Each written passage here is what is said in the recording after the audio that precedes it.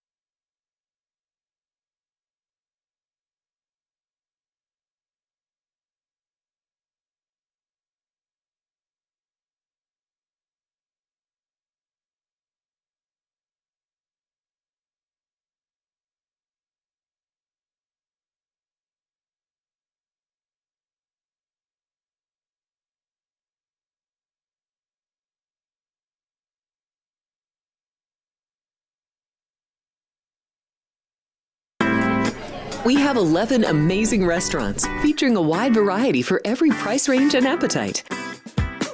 South Point's Garden Buffet has something for everyone at unbeatable prices. Or, if hunger strikes in the middle of the night, join us at Coronado Cafe. The American menu offers breakfast, lunch, or dinner 24 hours a day, plus a Chinese kitchen for authentic Chinese dishes from 11 a.m. to 11 p.m. From steak and eggs to wonton soup, it's fast and friendly service 24/7. When you need a quick pick-me-up, you can find it at our state-of-the-art Starbucks just inside the main South Point entrance. Order ahead with the Starbucks app for easy mobile order pickups. Or enjoy your favorites in the relaxing dining area anytime, day or night. If you love Mexican food, Baja Miguel's has all of your south-of-the-border favorites. There are dozens of classics to choose from, like fajitas, ceviche, chimichangas, tacos, and more. And for spirit lovers, Baja's colorful non-smoking tequila bar is right outside.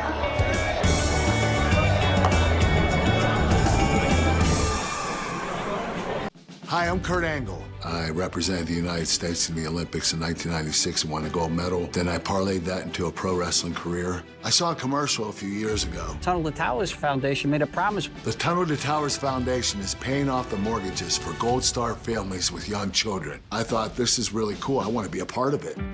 My dad served in the Army for 30 years. We didn't have a lot of money, but he made sure we had what we needed. He set a great example for all of us. He died in a construction accident my freshman year in high school.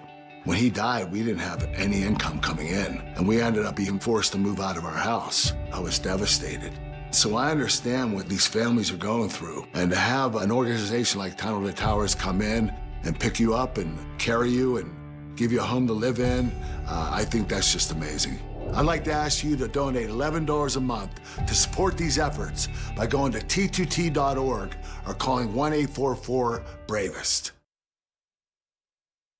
The following is a Race Day Las Vegas presentation in association with Siraco Productions Limited on the Race Day Las Vegas Radio Network.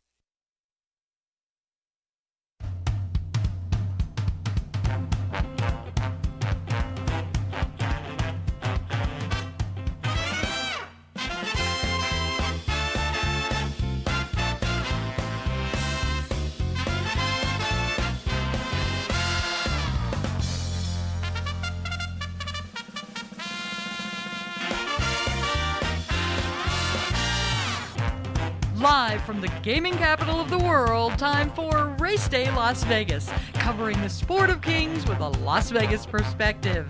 Now to the race desk with your host, Ralph Siraco. From the backstretch to the turf club, at the racebooks and on the internet, to all horse players around the world, a good morning.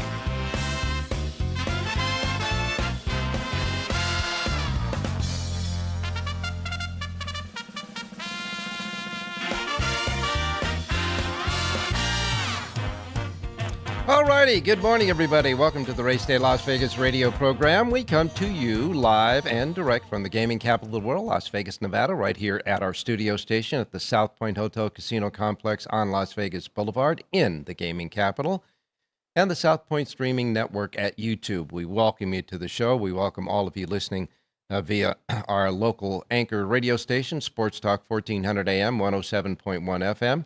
All of our websites, racedaylasvegas.com, .vegas, .world, .global. Your iPhone, Android, or Google phone with your apps, your KSHP app, of course, you can get to listen to us through the radio station, and, of course, the YouTube app to see and listen to us through YouTube as well, and anywhere you get your podcasting. We welcome you to the Race Day Show on this almost Friday, Thursday Race Day Show. And, of course, you know what happens tomorrow, Friday. It's the first of the two big days of racing out at Pimlico Racecourse in Maryland. Tomorrow will be the Black-Eyed Susan Stakes as the feature of 6 stakes races on tomorrow's card at Pimlico. And then, of course, on Saturday, the Preakness Stakes. Of course, middle jewel of the Triple Crown, the Preakness Stakes. 9 stakes races that is highlighted by the Preakness Stakes on Saturday. And we will be, you will be looking at all of the stakes races to some degree or another on the 2 days, that's for sure. Today, we'll take a quick look, a small look at the Black-Eyed Susans, which, of course, is the counterpart, the equal to the Kentucky Oaks and the Acorn Stakes as the 3-year-olds are making their Triple Crown stops at Churchill Downs in the Kentucky Derby. They'll have the Kentucky Oaks for the 3-year-old fillies on Saturday at Pimlico while the Preakness Stakes is running. Tomorrow they'll have the Black-Eyed Susan, the counterpart to the Kentucky Oaks. And the same deal goes when we get up to Saratoga for the 3rd jewel of the Triple Crown, the Belmont Stakes. They'll have the Acorn, which is for the 3-year-old fillies. So it'll be exciting to watch the development of the 3-year-olds, both the Colts and Geldings and the fillies, as we move through this 5-week period of the Triple Crown races. Although there will be no Triple Crown winner this year, it'll still be exciting because if on Saturday journalism wins the Preakness Stakes, then it'll set up the rubber match between the Kentucky Derby winner Sovereignty and the Preakness winner Journalism, per se, in the Belmont Stakes. But journalism still has to win that race. Now, as you know, when you're looking at handicapping the Preakness Stakes, like the Kentucky Derby and more likely like the Belmont Stakes, it gets overanalyzed a lot. And so when you look at the Preakness sires, the sires of Preakness winners, it seems that Curlin is the most prominent of the entries in this year's Preakness Stakes. He is the most prominent sire as far as Preakness winners. He, of course, won the Preakness himself when he was a 3-year-old, but he's had 5 starters since in the Preakness Stakes, 1 winner out of the 5, and that was Exaggerator in 2016. So it seems like, Curlin, who is, of course, the sire of journalism, at least his sire has been productive in the Preakness Stakes. But more importantly, I think, of anything at all, is the weather. Now, the weather there at Baltimore, Maryland today, it's going to get to 80 degrees today at Pimlico because it's in Baltimore, Maryland. It'll be 80 degrees today, showers early, then partly cloudy for the afternoon. Chance of rain, 50%. Now you get into tomorrow, which is the Black-Eyed Susan's Day, and of course those other 5 stakes races as well. And they say it will continue to have scattered thunderstorms, about a 46% chance of scattered thunderstorms. And it's going to be a high of 88 degrees. Now, when you get thunderstorms and the precipitation there, and you get it as high as 88 degrees, you know the humidity is going to be high as well. And then on Saturday, Preakness Stakes Day, the Weather Service has it clouds in the morning and then breaking away to afternoon sunshine, okay? As the afternoon comes, the clouds will dissipate, and it'll be afternoon sunshine. But it's going to be 90 degrees at Pimlico Racecourse in Maryland. 90 degrees on the East Coast is quite hot, folks. So we might see a lot of horses that could be looking like they're washing out or having a hard time. And, of course, along with that comes the horses that can and use Lasix as well. Those are the conditions there for Saturday. 24% chance of rain, they say, on Saturday, but mostly the clouds will be moving out, and it'll be partly sunny and then sunny in the afternoon. That's the way the Weather Service sees that front that's going through Baltimore right now and the pace that it's going through. So let's hope that we can get some sunshine in the afternoon on Saturday, Preakness Day. And, of course, tomorrow we're going to have to deal with probably an off-track, a muddy track at Pimlico. And, of course, today, again at Pimlico, it's going to be 80 degrees and like they said, about 54%, just a little over half a chance of rain in the area at Baltimore and at Pimlico today. So that's the latest of the weather conditions.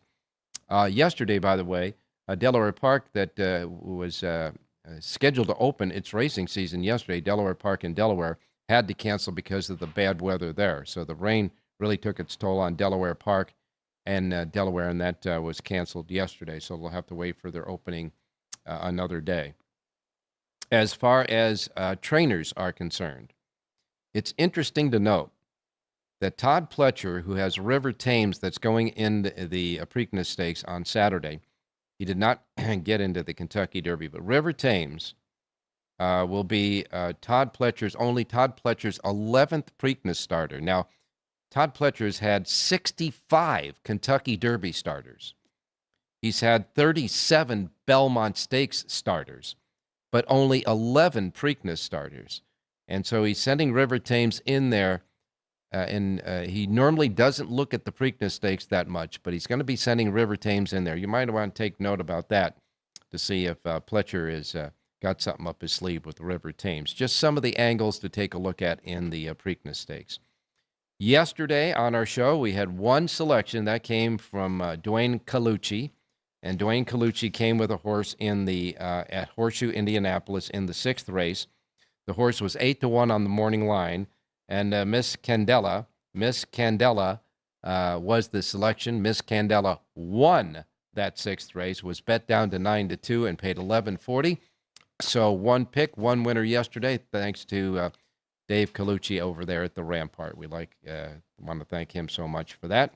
And on today's show, we have Jonathan Hardoon returning with us, who is actually going to have a couple of picks today because the tracks that he covered just weren't running yesterday. Rich Engleby along with us, John Lendo, of course, and Jerry Jackowitz, because we do have both Aqueduct and Churchill on our racing menu today. And so taking a look at that.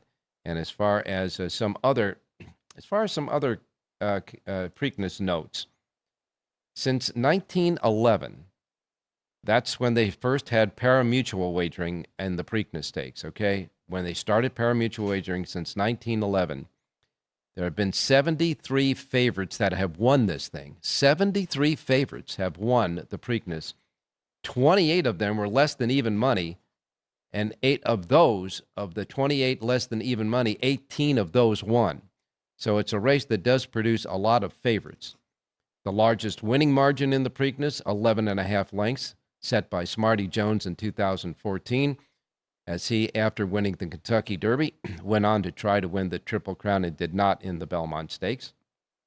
The smallest winning margin is just a nose, and that was done by several horses. Most recently, Sunday Silence in 1989, when he won that thrilling stretch drive there. 1962, Greek Money did it. Bold Venture did it in 1936, High Quest in 1934, Victorian in 1928, and Old English won the race in 1902 by a nose. And I would have to say that they didn't have that photo finish camera back then. You had judges that were determining the winner by a nose in 1902. And, of course, the highest payoff on the Preakness was in 1975 when Master Derby upset at 23-1 and paid $48.80. So just some of the trivia of the Preakness Stakes as you do your handicapping for that. All right. Well, we've gone through most of that, and we're going to get started with our first break. And when we come back, we'll be taking a look at your racing menu, and then off with our handicappers, Jonathan Hardoon, Rich Eng, John Lindo, and Jerry J. I want to remind everybody out there that get to YouTube and start chatting away on our chat box. Easy to do. Get the YouTube page at YouTube. Get the Race Day page on YouTube. And on the right-hand side, you'll see the chat box. And if you haven't subscribed, do so. It is free. No charge for subscriptions. And then when you subscribe, you get a chance to get into the chat box and start chatting away with our chatters. So as the Race Day chatters continue, we'll go to our first break. Don't go away. South Point Casino has plenty of attractions for the whole family. Catch a movie. Our 16-screen movie theater includes 2 XD Extreme screens for the ultimate in viewing, sound, and luxury. After the show, treat the family to a variety of treats at our old-fashioned ice cream parlor, Kate's Corner. We scoop up a variety of creamy concoctions, including smoothies, hand-dipped cones, milkshakes, malts, sodas, and sundaes. At Kate's, there's something for everyone. And if you've still got time to spare, our bowling center might be right up your alley. Voted Best of Las Vegas, it's a great place for friends and family fun. 64 lanes, a pro shop, snack bar, and arcade. And while the kids are bowling, you can play slots and sip on a drink in the Alley Cat Lounge while overlooking the lanes. For our more serious and professional bowlers, the South Point is also home to a separate tournament bowling plaza.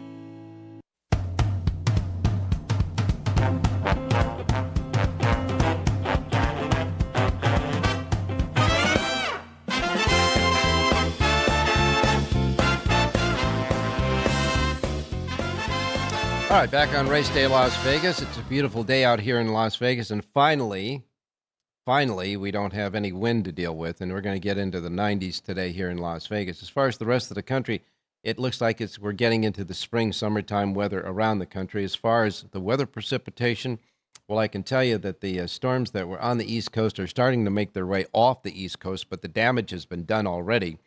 As a matter of fact, Belmont Park, Pimlico Racecourse, and Horseshoe Indianapolis are all off the turf today. So whatever turf races were scheduled for those 3 tracks, again, Belmont at Aqueduct, Pimlico Racecourse, and Horseshoe Indianapolis will not be racing on the turf today. And so without any further ado, let's get started with the racing menu of racetracks available today in the Racebook simulcast centers and racetracks around the country. Reminding everybody that the first post times are broadcast on the show each and every day, reflect that of the Pacific time zone. So we'll get started with the racing menu for today. And of course, if you're not in the Pacific time zone, adjust to it so you don't miss anything like, of course, I miss Mom and Dad, okay? We are in the Pacific time zone. These are Pacific post times. We begin with Pimlico Racecourse. Now, as we said already, the Pimlico Racecourse is no turf racing there today. So the first race will come off the turf, the third race will come off the turf, the fifth race will come off the turf, the seventh race will come off the turf, and the ninth race. Races 1, 3, 5, 7, and 9 of the 9 races today will come off the turf at Pimlico. Their first post time is 9:10 a.m. Pacific time. 9:10 a.m. Pacific time at Pimlico today. They've got a Pick 6 jackpot carryover, $6,703. And again, their first post time at Pimlico today is set at 9:10 with no turf racing. Take the turf races off the turf today at Pimlico. Next comes Gulfstream Park. Gulfstream Park, their Pick 6 Rainbow Jackpot carryover has climbed now to $57,614. $57,614 in their carryover in the Jackpot Pick 6. 9 races today at Gulfstream and a first post time of 9:50. Then we get to Belmont at Aqueduct. Now, Belmont at Aqueduct, again, as we say, they are off the turf at Belmont at Aqueduct today. And so that will mean the third race is off the turf, the fifth race is off the turf, and the eighth race is off the turf. So you got the third, fifth, and eighth off the turf at Belmont at Aqueduct. Right now, the track is labeled muddy. Muddy racing today at Aqueduct, Belmont at Aqueduct. 8 races, and a first post time of 10:10. 10:10 first post at Belmont at Aqueduct today. Next comes Horseshoe Indianapolis, and again, Horseshoe Indianapolis off the turf there today as well. That means that the 4th race, the 6th race, and the 8th race will come off the turf today at Horseshoe Indianapolis. They have 11 races, 8 thoroughbreds, 3/4 horse trials, the last 3 races, 9th, 10th, and 11th on the card. And again, no turf racing, Horseshoe Indianapolis.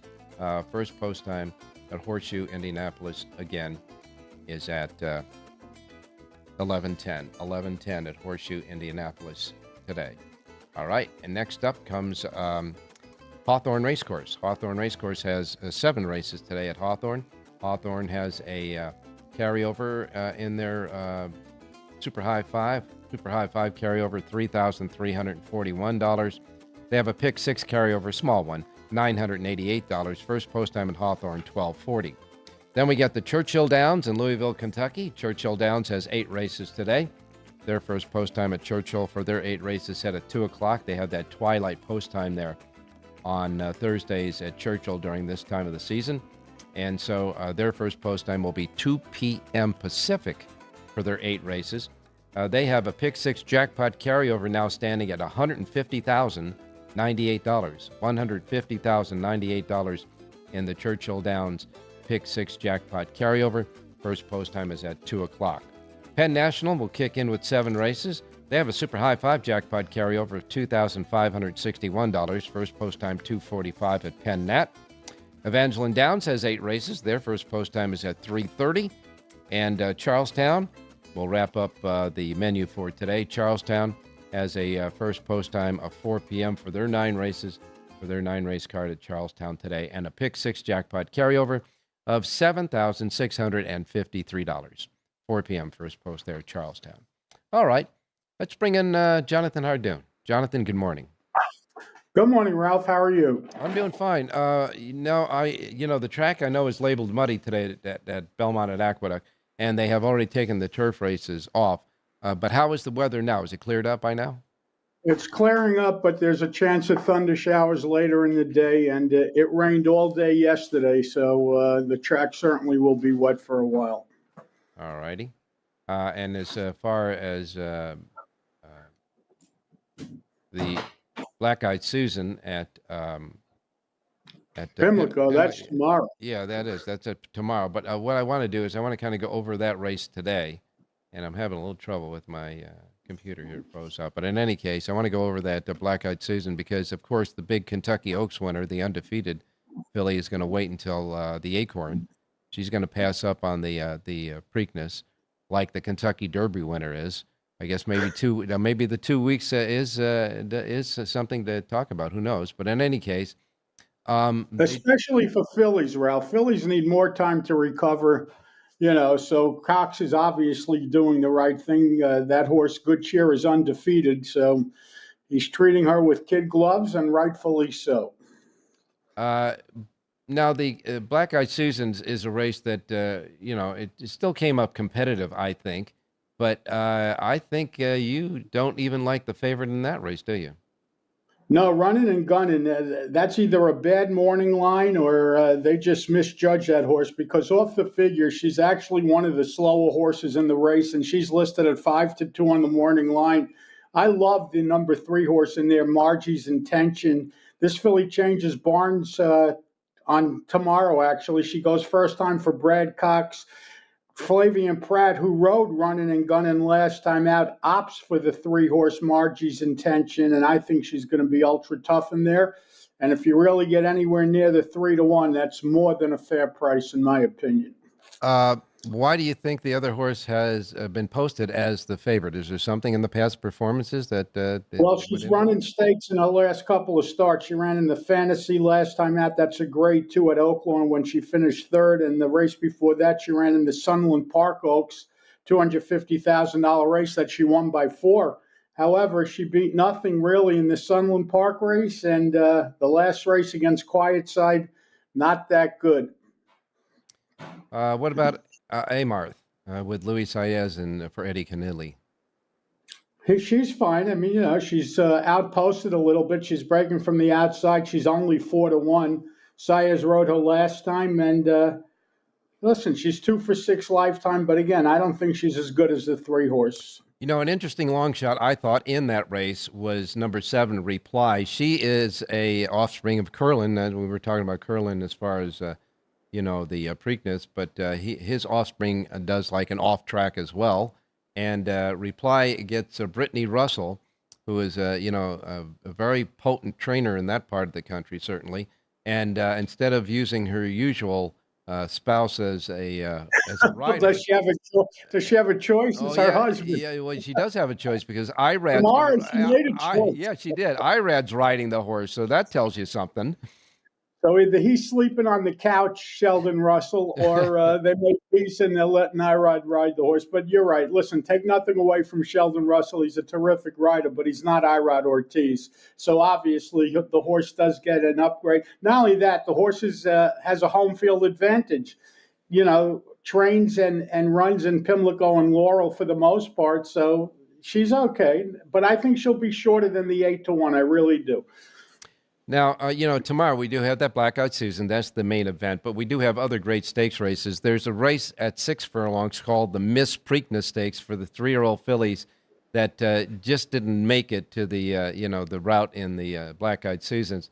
And then, of course, the Very One Stakes scheduled at 5 furlongs on the turf. This is unusual because the Very One, as you know, if you remember the Very One, she was a marathon horse. She 5 furlongs just warmed her up. I mean, she ran 1.5 miles, 1.5 miles in 5/8. I mean, but they. You would think the people that name these races would do a little homework, just a little homework, not a lot, a little homework, and that this is just a blatant mistake on their part. But listen, I guess they just needed to name a race for her, and at least it's a turf race. At least it's on the turf, and of course the Pimlico Special, which was a race that was, I guess, devised for, War Admiral and Seabiscuit or something like that back in the time. They called it the Pimlico Special with those two, and they kept the race going. It was suspended for a couple of years, then it came back.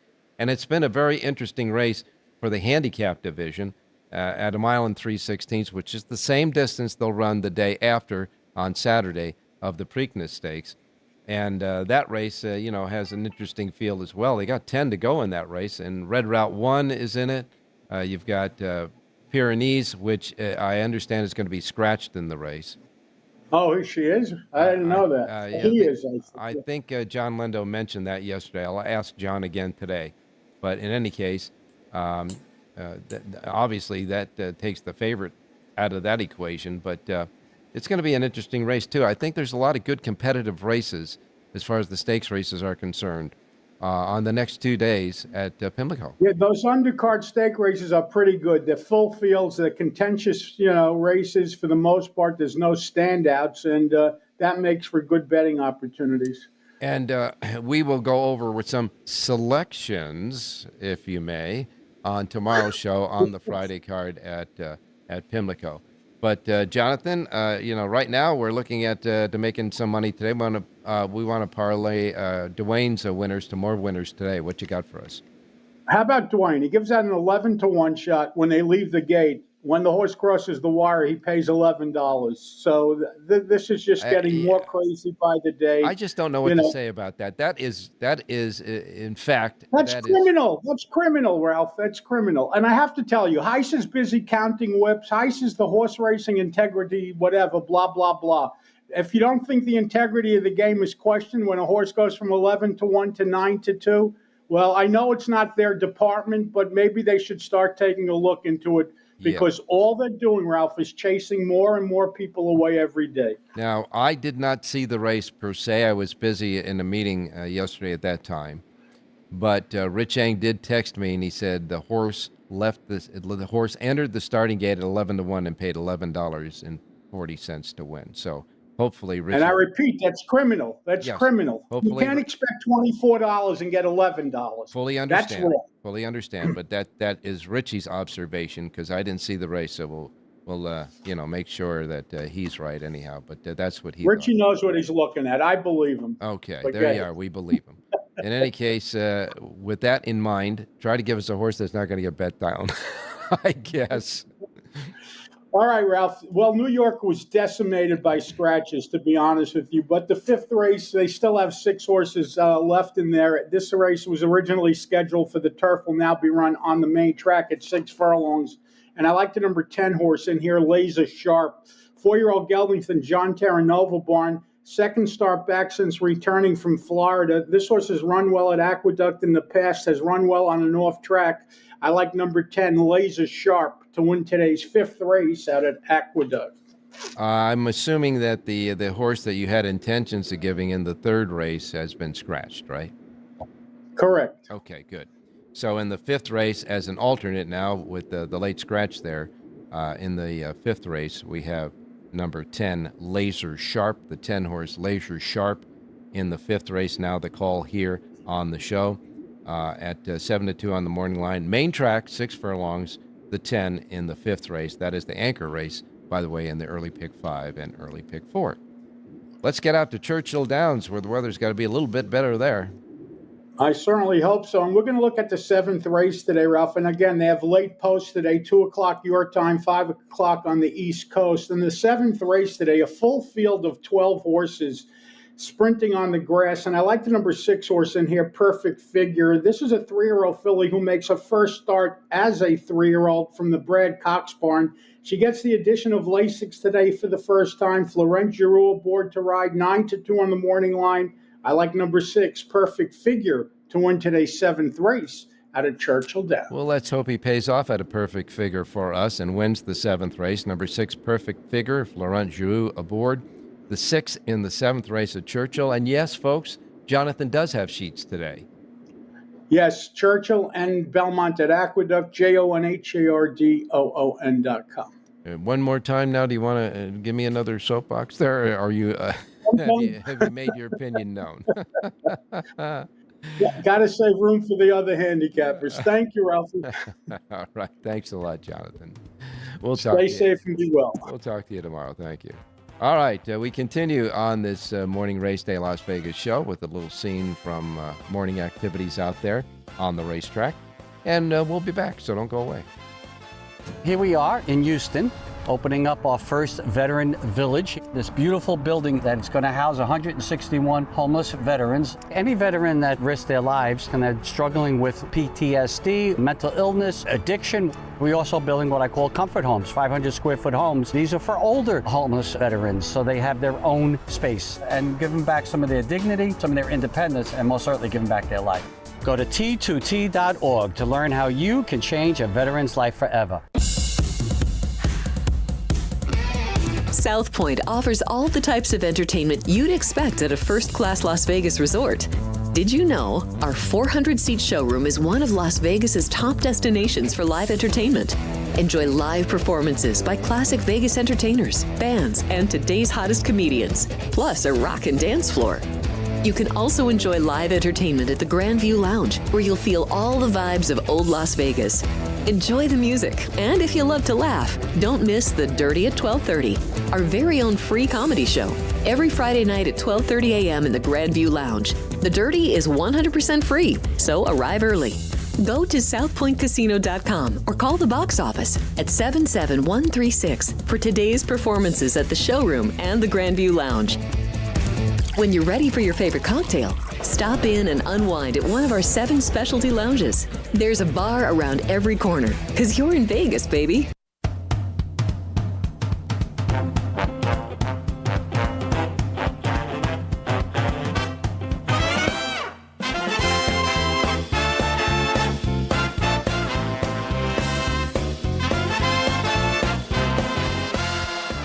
All right, back on Race Day Las Vegas for this almost Friday, Thursday. And, of course, we kick it up, as you know, starting tomorrow with the 2 big racing days out at Pimlico Racecourse in Maryland, a place that myself and my next handicapper have been partook in several times during our stand, at least seems like a lifetime ago when we were young on the East Coast. Rich Eng, good morning.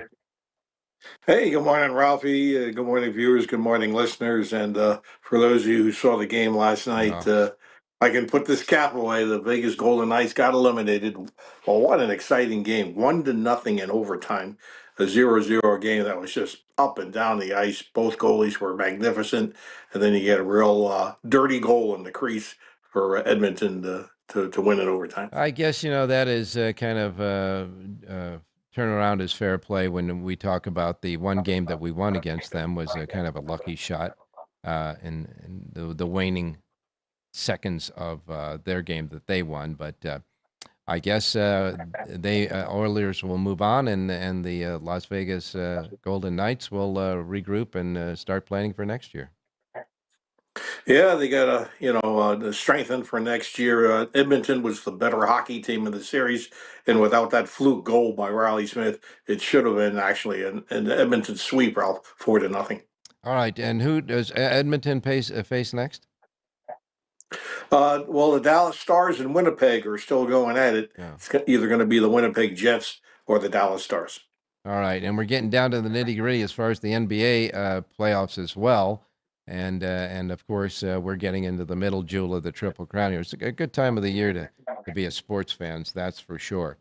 Looking at Pimlico over the weekend, tomorrow you will not have an extensive handicapping sheet as you did for the Kentucky Oaks Day of racing last week, but I'm sure you'll have an opinion or two about the Black-Eyed Susans tomorrow. But you will have a full handicapping sheet for Pimlico's Preakness Day on Saturday, right? Yeah, I'll have more than a sheet, Ralph. I'll have about 6 or 7 pages of analysis. In fact, I completed it late at night, so it's ready to go if anyone wants to order it on the racedaylasvegas.com website. It costs $20, but if they bought the Kentucky Derby report, Ralph, it was productive. I usually don't pat myself on the back, but I made some money, and I hope some of the people who subscribe for that report made money on Oaks and Derby Day. Let's see if we can duplicate that on Preakness Day. Yeah, all of the handicappers on race day did a great job over the Kentucky Derby weekend, and if there are any one of the customers of any of those people partook in getting your opinions, they should have made money. That's for sure. All right, come on. Dwayne has a horse that leaves the starting gate at 11-1 and wins and pays $11. What's up there, buddy? Well, I played the horse, Ralph. That's why I know that it was 11-1 because I had $20 to win and I had a $5 exacta wheel with the horse on top. So I'm thinking at 11-1. Well, that's $240. That's a score, baby. That's a score. At 11-1, that's a score. And the exact, I would have 5 times at $1. That came back like 50. I think $1 was like $56, so I had that 5 times. But when they posted the win odds after they crossed the finish line, the son of a gun horse was 9-2, and I said, "What the heck? That's dirty." All right. Well, obviously, it's the amount of money bet late that made that happen. But there is one small, twist to it, and it's the fact that Horseshoe Indianapolis, especially on a day like yesterday, probably didn't have a lot of money bet in any of the pools. And if somebody took a shot with, like, say, $200-300 in it, it might have whacked out that price. You don't know. Yeah, we don't know for sure, but I tell you what, that's the philosophy of the CAWs, the computer assisted wagering programs, Ralph, is the fact that their algorithms take a look at every individual race, and when they see a weakness, for example, the horse being 11-1, where he should be like 5-1, they will pour money in at the last second, and they can do it because their computers are interfaced into the tote system, so they can jam in money at a rate that guys like you and I cannot, and knock the price down literally in half of what we saw loading the gate. Well, they have these algorithms, and let's say, as you said, it's 11-1, but the proper odds on this horse, their algorithm tell them it should be 5-1, and so that will automatically kick enough money from their bet, whatever it may be. It might be $200, it might be $210, it might be $201, whatever it turns out to be computer-wise. They'll feed it in there to get it down to around 5-1, which the price was at 9-2. So it got close, and All I can say is the regular racegoer does not have either the chance to interface with a computer, nor can they bet physically at any racetrack or through their phone apps as fast as a computer and the algorithms can do. That is correct. They have a big edge over us everyday horse players, Ralph. Yeah, and I think that that's something they're going to have to address soon in horse racing because, as you say, this was a drastic difference. I mean, there are a lot of times when a horse goes in the gate at 6-1, it comes back and pays $7, but going into the gate at 11-1, which is a $24 payoff at least on a $2 wager, and comes back and pays $11 and change on the same $2 wager, that's a big difference. And Jonathan hits the nail on the head. Heiza is worried about Junior Alvarado hitting a horse 7 times instead of 6 to win the Kentucky Derby, and then you see crap like this going on, and they don't even turn a blind eye to it. Yeah, there's got to be something. It's obviously been addressed on a lot of shows like ours. People who are looking after the race players because we are one, and they got to get a handle on it. They really do because it's going to start hurting the business. That's for sure. All right, Richie. Yep. I know that you don't have obviously your sheet today for either Pimlico or Santa Anita. That'll kick in tomorrow. But do you have a pick for us today?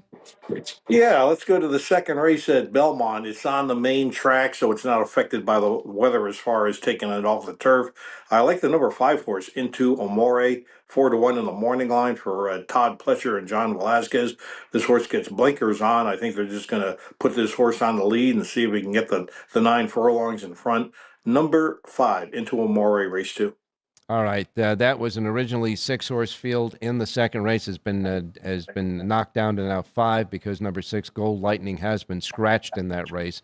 And you like number 5 Into Amore, the 5-horse in the second race at Belmont at Aqueduct.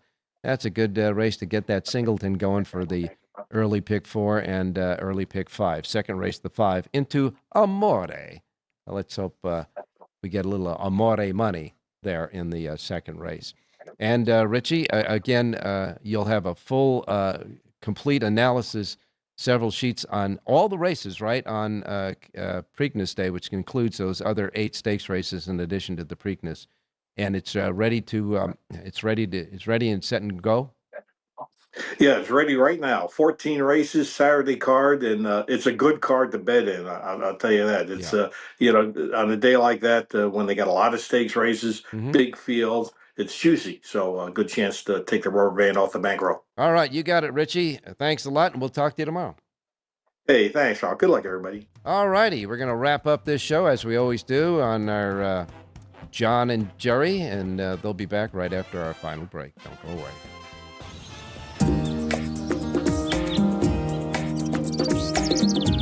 South Point is also proud to provide a variety of relaxing amenities for the guests who want to be pampered. Soak up the sun and let your stress melt away in our lagoon-style paradise swimming pool. A relaxing getaway where you can bask in the desert sun and enjoy seasonal food and bar service poolside. And if you really want to escape, come to Spa Costa del Sur. From couple suites to a co-ed wet area, our spa caters to business and leisure travelers who want to unwind and elevate their senses. A visit to one of our spa's steam, sauna, or whirlpool treatment rooms will leave any guest feeling like they can take on the world. Sports by the book. Sports by the book. Sports by the book. Sports by the book, South Point Studio. This is the best sports betting network. I would argue it is a total mismatch. There's value with underdog prices in series. I would lean to the under here. My numbers are saying I got to bet the Tigers. Two-way action. When in doubt, we juice that favorite, that extra nickel. Sports by the book, South Point Studio. Forget about it. The best.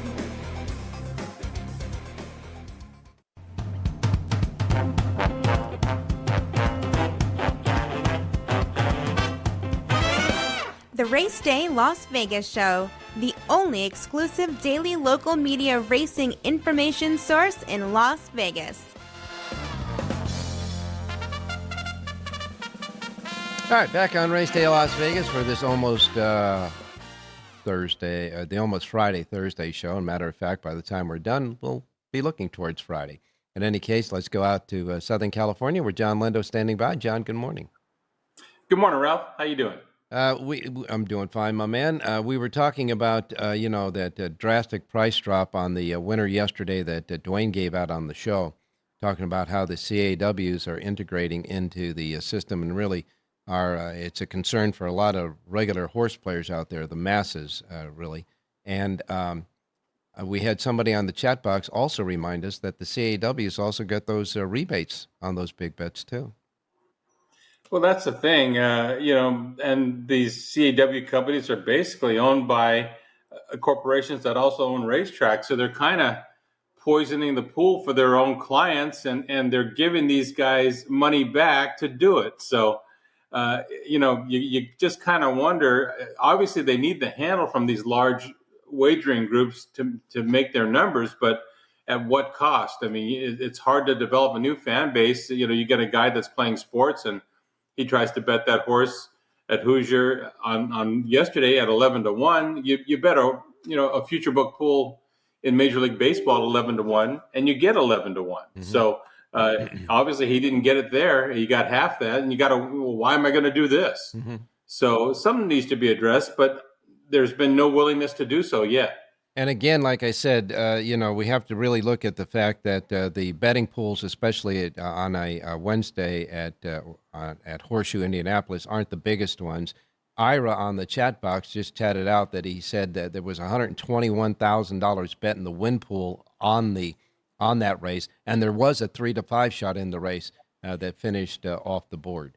So maybe we could put it in a little perspective. But boy, that's a big difference. Well, the important thing to know, okay, there was 121,000 bet in the pool. How much of that 121,000 was bet in the last 2 minutes? Yeah. That's an important thing. Or maybe as they were loading into the gate, for goodness sakes. Well, that's when it's reported. John, you had said something about one of the favorites in the Pimlico Special going to be scratched tomorrow. Yeah, Pyrenees did not come out of his workout last week in the best of shape, so he will not run. And one other horse that will not run tomorrow in the Miss Preakness Stakes, the morning line favorite, Vodka with a Twist, that's trained by Phil D'Amato. Yeah. Phil's going to send her down to Churchill Downs. All right, well, Pyrenees, it was the 8-5 favorite on the morning line for the Pimlico Special. So with that, the two favorites in those two expected stakes races tomorrow have been withdrawn for these reasons. And kind of opens up the race even more on both of those races. Yeah, exactly. I thought I was done handicapping the Friday card at Pimlico, but I got to go back and redo those two races. That's for sure. And keep in mind whatever CAW is lurking out there as well, I guess.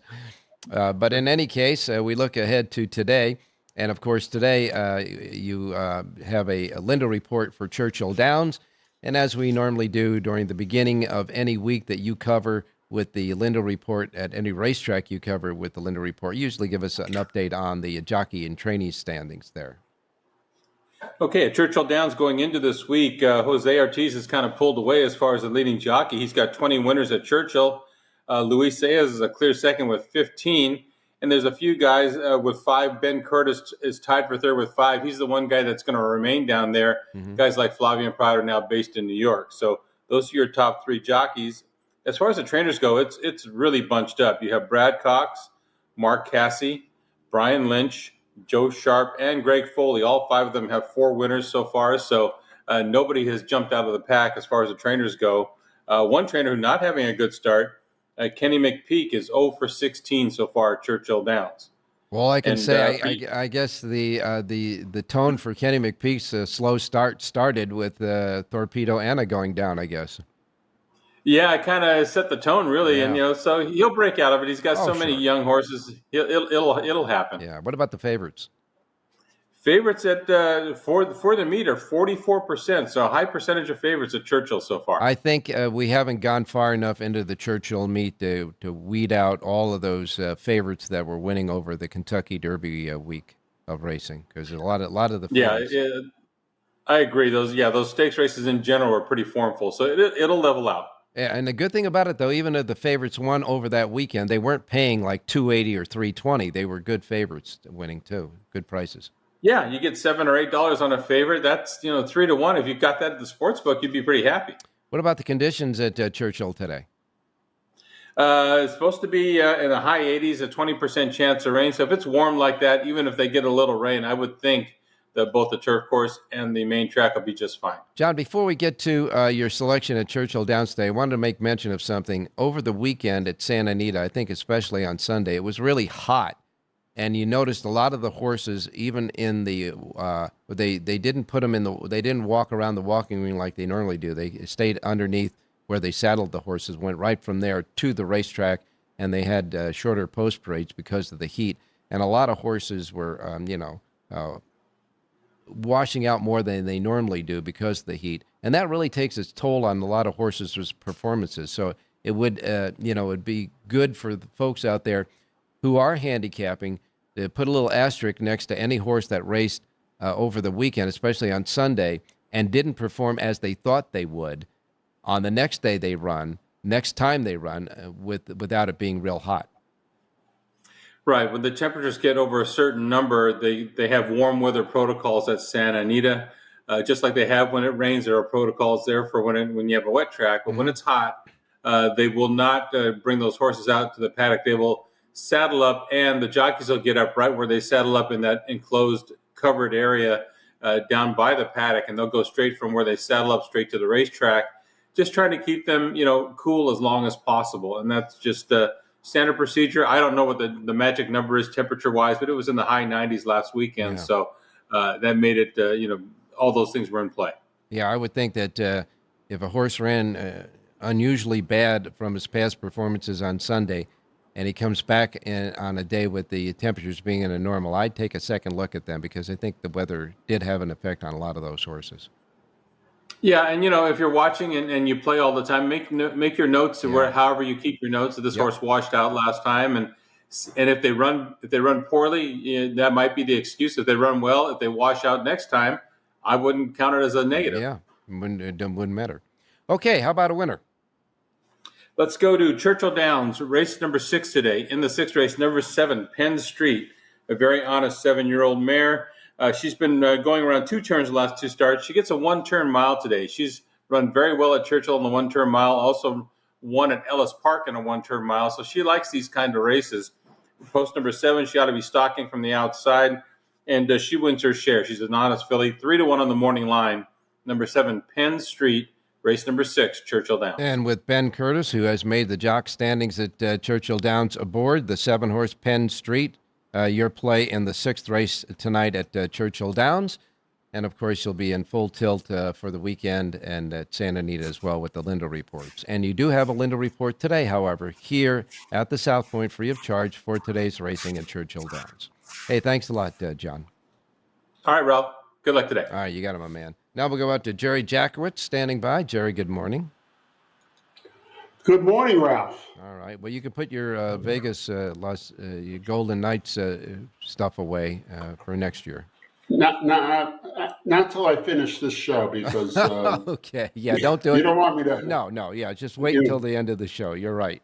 But I wore it for a reason today. I wore it because I thought they played really magnificently last night. Boy, they did. They played great, but they still lost. So. Oh, well. Yeah, well, the idea that they could keep Draisaitl and McDavid off the board, pretty impressive in that respect. It would have been nice if they started that at the beginning of the series. They're not as good a team as Edmonton were. I hate to say it. It's just they're a little outgunned. Well, we got Belmont at Aqueduct today, and the track's going to start off in muddy conditions with no turf racing today. Yeah, really, that's correct. So we're going to do an audible. We're going to go to the 6th race for our play today. Okay. Let me bring it up here, Ralph. Just Words, the 11-horse from Jamie Ryerson, sort of catches my eye. The mud, or even a good track, if it dries out a little bit, it might be an advantage. But this filly's just started to come to form in the last couple of races. I think race is a little faster than these, and the outside post could be an advantage today. At 15-1. it's really worth making a good win place bet, playing the 11 over with the 3, 5, 7, and 8, reversing them. But the win place bet is more important than the spread. Let me ask you this. That 15-1 obviously was posted when the race was set to go on the turf. Now that it's on a track that is going to still be off to some degree. This wasn't a turf race, Ralph, was it? I'm sorry, you're right. I stand corrected. So don't make any difference. 15-1, do you think that's out of line for this horse? Well, yeah, that's why I'm betting it. Well, what I'm saying is, what do you think it's going to close at? Oh, I don't know. That's a whole other guy. But a lot of people, if a lot of people are thinking like you, and obviously we're going to bet the horse, I don't think he's going to stay around 15-1. Right. If you're asking what I think of fair odds for that I can answer you. I think right in the 5-1 range. Oh, really? Okay. So it is kind of low. Yeah. Okay, so there's a difference between what I think fair odds are and what I think the horse will go off at. So, okay. All right. Thanks for making that difference for us. In the 6th race, then, you like the 11. Your link-ups are 3, 5, 7, and 8. And you're just telling everybody to make sure they get the win place bet on it, and they can throw in whatever they want besides your link-ups on them. In my spreads, like if I did it all exactas and I was using alls and I would use everybody, I would probably have a little more money on with the 11 underneath than I would have them on top, because 15-1 shots come in second more frequently than they come in first. So if you're playing the win place. Yeah, so if you're playing the win place with exotics, the emulation, it makes sense to have a little more money on the place side. But if you're making the win place bet, just go win place. Okay, I'm going to throw in the 2 horse as a link up in that race too. I like the 2 to get in the numbers. So, okay, sure. You got in freely. You got the 11 over the 3, 5, 7, and 8. And let's throw in the 2 as well. Jerry J's Power Pages for today at Belmont at Aqueduct, available right now at jerryjspowerpage.com. And Jerry's going to close the show. Have a great race day, everybody.